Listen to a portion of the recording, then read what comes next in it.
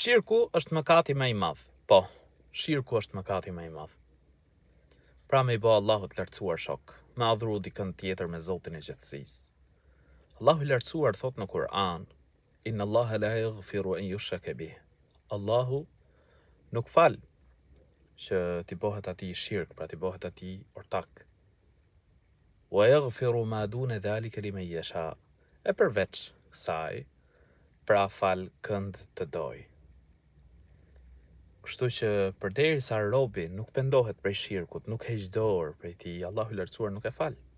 E nëse pendohet, reflekton, kthehet tek Zoti i gjithësisë, Allahu i lartësuar është falës. Fal, mëshiron dhe e pranon robin e tij. Zoti i gjithësisë i do ata që pendohen. Kështu na tregon Allahu i lartësuar në Kur'an. Po ashtu, kuptohet për një hadithit profetit alayhis salam se kush ndëron jetë duke i bërë Allahut të lartësuar shok, pra shirk, hyn zjarr.